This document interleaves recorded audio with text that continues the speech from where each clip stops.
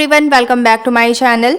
CG pre BEd and pre DElEd के first counselling का first merit list आप लोगों का जारी कर दिया गया था एंड आप सभी को ऑप्शन प्रोवाइड कर दिया गया था अलॉटमेंट लेटर डाउनलोड करने के लिए। प्रीवियस वीडियो में मैंने आपको डिटेल से बताया है कि किस तरीके से आपको एससीईआरटी की ऑफिशियल वेबसाइट में विजिट करके अलॉटमेंट लेटर को किस तरीके से चेक करना है, कैसे आपको एक्सेप्ट करना है एंड कैसे आपको रिजेक्ट करना है। तो वो वीडियो आप लोग देख लीजिएगा। आज आप लोगों का लास्ट डेट है एडमिशन का, तो अगर आपको एडमिशन लेना है तो आप लोग एडमिशन ले सकते हैं और अगर नहीं लेना है तो आप लोग कॉलेज को रिजेक्ट कर दीजिएगा। साथ ही देखिए आज के वीडियो में हम लोग देखने वाले हैं कि कौन काउंसलिंग से डायरेक्ट बाहर हो जाएगा, किनको वो सेकंड मेरिट लिस्ट में शामिल किया जा सकता है एंड साथ ही देखिए आप लोगों का सेकंड मेरिट लिस्ट कब आने वाला है, कितना आप लोगों का कट ऑफ जा सकता है। साथ ही देखिए कई स्टूडेंट का कॉमेंट आ रहा था कि क्या हम सेकेंड मेरिट लिस्ट में कॉलेज प्रेफरेंस को चेंज कर सकते हैं या फिर हम काउंसलिंग फॉर्म में कोई भी चेंजेस कर सकते हैं। इस पे भी हम बात करने वाले हैं। तो इसमें आपकी सारे डाउट्स क्लियर होने वाले हैं। वीडियो को अंत तक जरूर देखिएगा और इसके बाद भी आपकी कोई भी डाउट है, आपकी कोई भी क्वेरी है तो आप कमेंट कर सकते हैं। एज यू कैन सी यहाँ पे आप लोगों को टाइमिंग दिया गया था 19 तारीख से 21 तारीख तक। ठीक है, आज आप लोगों का एडमिशन का लास्ट डेट है, आपको जाकर महाविद्यालय में एडमिशन करा लेना है। अब ऐसे स्टूडेंट जिनको एक बार भी कॉलेज अलॉट नहीं हुआ है, आपको बिल्कुल भी परेशान नहीं होना है क्योंकि आगे आप लोगों के 3 मेरिट लिस्ट और आने वाले हैं। यहाँ पे देखिए आप लोगों का जो सेकंड मेरिट लिस्ट है वो 25 तारीख को आएगा और 25 तारीख को ओनली दावा आपत्ति के लिए मेरिट लिस्ट आएगा। अभी बहुत से स्टूडेंट ने सही दावा आपत्ति किया था और उनका मेरिट लिस्ट में नाम भी इंक्लूड किया गया है। तो ये जो आप लोगों का 25 तारीख को मेरिट लिस्ट आएगा ये ओनली दावा आपत्ति के लिए रहेगा। इसमें आपको एससीईआरटी के ऑफिशियल वेबसाइट में विजिट करना है, मेरिट लिस्ट को ओपन करके चेक करना है कि अगर आपसे कम नंबर वाले स्टूडेंट को कॉलेज अलॉट कर दिया गया है और आपको कॉलेज अलॉट नहीं किया गया है तो ऐसे में आप लोगों को दावा आपत्ति करना होता है। दावा आपत्ति की कुछ कंडीशन थे जिसमें आपके वर्ग, संवर्ग, निवास और एक ही कॉलेज आप लोगों का होना चाहिए। जैसे मान लीजिए कोई कॉलेज ए है, इस कॉलेज में आपने भी काउंसलिंग कराया हुआ है और इस कॉलेज के लिए अदर स्टूडेंट ने भी काउंसलिंग कराया हुआ है। उनका नंबर मान लीजिए 46 है और आपका नंबर 48 है। इनको कॉलेज में शामिल कर लिया गया है, मतलब जो मेरिट लिस्ट आपका आया है उसमें शामिल कर लिया गया है, उनको कॉलेज अलॉट किया गया है। आपका ज़्यादा नंबर है लेकिन आपको कॉलेज अलॉट नहीं किया गया है, तो आपको क्या क्या मैच करना है कि सेम कॉलेज आप लोगों का होना चाहिए, सेम संवर्ग, सेम वर्ग आप लोगों की होनी चाहिए और सेम निवास। क्योंकि देखिए छत्तीसगढ़ के जो निवासी हैं उनको कम नंबर पे भी कॉलेज अलॉट किया जाता है as comparison to other state. तो आप लोगों को ये सारे जो कंडीशन है उसे फुलफिल करना होगा, तभी आप लोगों का दावा आपत्ति सही रहेगा। ऐसा नहीं करना है मान लीजिए कोई पर्टिकुलर कॉलेज ए है और कोई पर्टिकुलर कॉलेज बी है, आपने बी में अप्लाई किया हुआ है लेकिन आप लोग ए का देख रहे हैं कि ए में कम नंबर वाले स्टूडेंट को कॉलेज अलॉट कर दिया गया है और हमारा ज़्यादा नंबर है, हमको कॉलेज अलॉट नहीं किया गया है, तो आप दावा आपत्ति करेंगे। ऐसे में अगर आप दावा आपत्ति करेंगे तो आप लोगों का दावा आपत्ति जो है वो अमान्य कर दिया जाएगा। साथ ही देखिए कैसे पता चलेगा कि आप लोगों का दावा आपत्ति सही है या नहीं, और अगर मान लीजिए आप लोगों का दावा आपत्ति सही नहीं भी रहता है तो भी आपको एसएमएस के थ्रू रिप्लाई कर दिया जाता है, तो आप लोग देख सकते हैं। ठीक है, तो आप लोगों का 25 तारीख को फर्स्ट काउंसलिंग का सेकंड मेरिट लिस्ट जारी किया जाएगा जो कि ओनली दावा आपत्ति के लिए रहेगा। इसके बाद फर्स्ट काउंसलिंग का सेकंड फाइनल मेरिट लिस्ट आप लोगों को 27 तारीख को देखने को मिल जाएगा। 27 तारीख को ही आप लोगों का अलॉटमेंट लेटर भी जारी कर दिया जाएगा। सो आप लोग उसमें देख सकते हैं कि किनको कॉलेज अलॉट हुआ है और किनको कॉलेज अलॉट नहीं हुआ है। ठीक है, और 27 तारीख से 2 तारीख तक आपको एडमिशन के लिए टाइमिंग दिया जा रहा है, बहुत ही कम टाइमिंग आपको दिया जाता है। सो इसमें आपको सारे डॉक्यूमेंट को प्रिपेयर करके रखना है ताकि आप लोगों को एडमिशन में कोई भी प्रॉब्लम ना हो। क्या क्या डॉक्यूमेंट लगेगा इस पर मैंने डिटेल में वीडियो बना के चैनल पे शेयर किया हुआ है, डिस्क्रिप्शन में मैं इसका लिंक मेंशन कर दूंगी। आपको सारे डॉक्यूमेंट को प्रिपेयर करके रखना है। ठीक है, साथ ही देखिए कई स्टूडेंट का डाउट था कि माइग्रेशन हमारे पास नहीं है तो माइग्रेशन के लिए टाइम देंगे या नहीं। कॉलेज टू कॉलेज वेरी करता है, कई कॉलेज में आप लोगों को माइग्रेशन के लिए टाइमिंग दिया जाता है और कई कॉलेज में नहीं दिया जाता है। तो आपको ट्राई करना है कि आप लोगों के पास सारे डॉक्यूमेंट होने चाहिए। ठीक है, अब यहाँ पे ध्यान से समझिए काउंसलिंग के प्रोसेस को। ऐसे स्टूडेंट जिनको कॉलेज अलॉट हो गया है, ठीक है, अभी आप लोगों का फर्स्ट मेरिट लिस्ट जारी किया गया है, उसमें आपको एक्सेप्ट एंड रिजेक्ट करने का ऑप्शन जो है वो प्रोवाइड किया गया था। अब कई स्टूडेंट ने एक्सेप्ट कर लिया है, एक्सेप्ट करने के बाद एडमिशन नहीं लिए हैं। अगर आप मान लीजिए आज आपका लास्ट डेट है, अगर आप आज एडमिशन ले लेते हैं तो आप लोगों को वहाँ पे एडमिशन मिल जाएगा, बट अगर आज के बाद आप लोग जाएंगे तो वहाँ आपको एडमिशन नहीं दिया जाएगा। इसके साथ ही आप लोग काउंसलिंग से बाहर हो जाएंगे। क्यों काउंसलिंग से बाहर होंगे? क्योंकि यहाँ पे अगर आपने एक्सेप्ट कर लिया है तो एक्सेप्ट करने के बाद बाद आप लोगों को अलग से फिर कॉलेज अलॉट नहीं किया जाएगा। अब ऐसे स्टूडेंट जिन्होंने एक्सेप्ट कर लिया है और एडमिशन नहीं ले रहे हैं, आप लोगों को फिर से सेकंड काउंसलिंग कराना होगा और सेकंड काउंसलिंग में आप लोग फिर से उस कॉलेज को सिलेक्ट करके जाकर एडमिशन ले सकते हैं। बट अभी बाकी के जितने भी 3 मेरिट लिस्ट आने वाले हैं उसमें आपको शामिल नहीं किया जाएगा।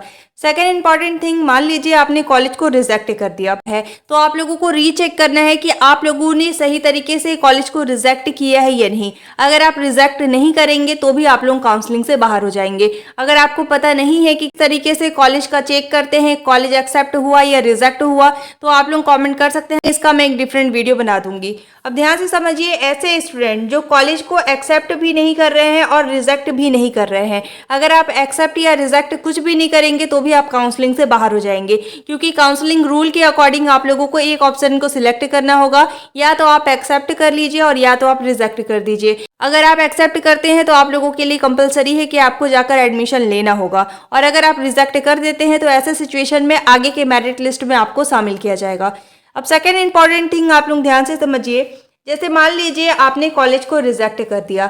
अब रिजेक्ट करने की सिचुएशन में आप लोगों को आगे के मेरिट लिस्ट में कॉलेज अलॉट किया जाएगा। जैसे अभी आप लोगों के मान लीजिए 3 मेरिट लिस्ट और आने वाले हैं। अगर मान लीजिए आपको सेकंड मेरिट लिस्ट में शामिल नहीं किया गया तो आप लोगों को थर्ड या फिर फोर्थ मेरिट लिस्ट में एक बार और कॉलेज अलॉट हो सकता है। लेकिन आपको जब भी सेकेंड टाइम कॉलेज अलॉट होगा तो वहाँ पर आप लोगों को रिजेक्ट करने का ऑप्शन प्रोवाइड नहीं किया जाएगा, ओनली एक्सेप्ट करने का ऑप्शन प्रोवाइड किया जाएगा। ऐसे स्टूडेंट जिनको एक बार कॉलेज अलॉट हो गया है, उन्होंने कॉलेज को रिजेक्ट कर दिया है, आगे के जो मेरिट लिस्ट आने वाले हैं उसमें आपको ओनली एक्सेप्ट करने का ही ऑप्शन प्रोवाइड किया जाएगा।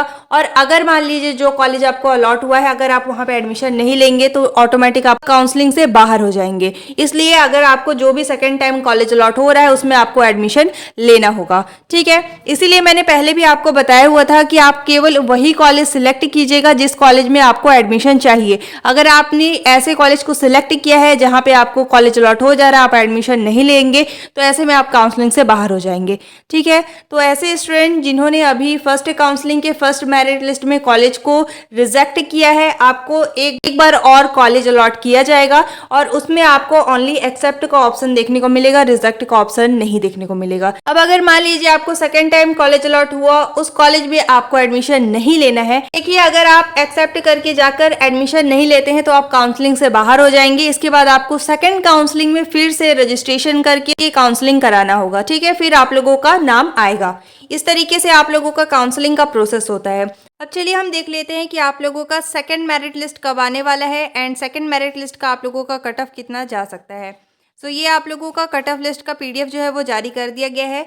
सेकंड मेरिट लिस्ट आप लोगों का 25 तारीख को आने वाला है। 25 तारीख को जो मेरिट लिस्ट आएगा वो ओनली आपका दावा आपत्ति के लिए जारी किया जाएगा और आप लोगों का फाइनल मेरिट लिस्ट 27 तारीख को आने वाला है। सो आप लोग उसमें देख सकते हैं कि आप लोगों का नाम मेरिट लिस्ट में आया है या नहीं।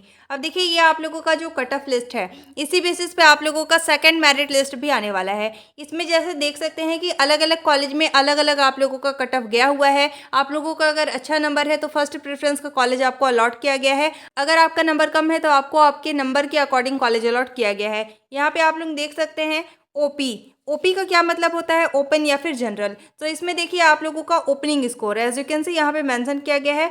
ये है आप लोगों का ओपनिंग स्कोर और ये है आप लोगों का क्लोजिंग स्कोर। यहाँ पे इस कॉलेज में ये आप लोगों का अभिमन कॉलेज है जो कि आपका रायगढ़ का कॉलेज है। अब इसमें देखिए आप लोगों का 73 नंबर ओपनिंग स्कोर है और 65 नंबर आप लोगों का क्लोजिंग स्कोर है। ये आपका प्राइवेट कॉलेज है। इसी तरीके से आपको अपनी अपनी कैटेगरी में जितना भी आपका नंबर गया हुआ है इसे आपको चेक करना है। अब देखिए अगर हम बात करें सेकंड मेरिट लिस्ट का आपका कट ऑफ कितना जा सकता है, तो जैसे देखिए यहाँ पे आप लोगों को 7 से 8 नंबर का डिफरेंस देखने को मिल रहा है। सिमिलरली आप लोग ये एज्यूम कर सकते हैं कि अगर आपका 3 से 4 नंबर कम है तो आप लोगों को इस कॉलेज में एक कॉलेज अलॉट हो सकता है, ठीक है। तो इसी तरीके से आप लोगों को देख लेना है जितना भी आप लोगों का क्लोजिंग स्कोर गया हुआ है इसी के अप्रॉक्स में आप लोगों का कट ऑफ जाने वाला है। अभी देखिए बहुत से स्टूडेंट ने कॉलेज को रिजेक्ट किया है, ठीक है। रिजेक्ट करने के बाद उनको सेकेंड टाइम भी कॉलेज अलॉट होगा। तो जिन स्टूडेंट का नंबर अच्छा है, अगेन आप लोगों का इसमें कट ऑफ जो है सेकंड मेरिट का वो आप लोगों का हाई ही जाएगा, but as comparison to first merit list उससे आप लोगों का कट ऑफ डाउन जाने वाला है।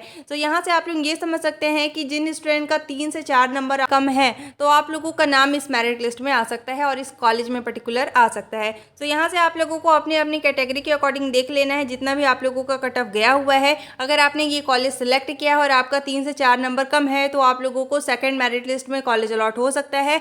एंड सबसे इंपॉर्टेंट थिंग देखिए, ऐसे स्टूडेंट जिनका नंबर बहुत कम है आपको भी बिल्कुल भी परेशान नहीं होना है, क्योंकि आगे आपके 3 और 4 मेरिट लिस्ट आएंगे। एज आई टोल्ड यू, इनको अभी फर्स्ट मेरिट लिस्ट में कॉलेज अलॉट किया गया है। अगर मान लीजिए उन्होंने कॉलेज को रिजेक्ट किया तो अगेन उनको सेकंड मेरिट लिस्ट में कॉलेज अलॉट किया जाएगा। इसके बाद वो काउंसलिंग से बाहर हो जाएंगे। अगर वो एक्सेप्ट कर लेते हैं तो उनको एडमिशन मिल जाएगा, अगर वो एक्सेप्ट नहीं करते हैं तो वो काउंसलिंग से बाहर हो जाएंगे। Third and fourth merit list में केवल वही स्टूडेंट रहेंगे जिनको एक बार भी कॉलेज अलॉट नहीं हुआ है या फिर उनको केवल एक बार ही कॉलेज अलॉट हुआ है। जैसे अभी आपका सेकंड मेरिट लिस्ट आएगा, अगर मान लीजिए पहली बार आपको कॉलेज अलॉट हुआ तो आगे की मेरिट लिस्ट में आपको शामिल किया जाएगा, क्योंकि एक बार ही आपको एक्सेप्ट या रिजेक्ट करने का ऑप्शन प्रोवाइड किया जाता है। लेकिन अगर आपको फर्स्ट मेरिट लिस्ट में कॉलेज अलॉट कर दिया गया था और आपने एक्सेप्ट कर लिया है और आपने एडमिशन नहीं लिया तो आप काउंसलिंग से बाहर हो गए। अगर आपने कॉलेज को रिजेक्ट किया तो सेकंड टाइम आपको कॉलेज अलॉट किया जाएगा, उसमें अगर आप एक्सेप्ट करके एडमिशन नहीं लेंगे तो आप काउंसलिंग से बाहर हो जाएंगे।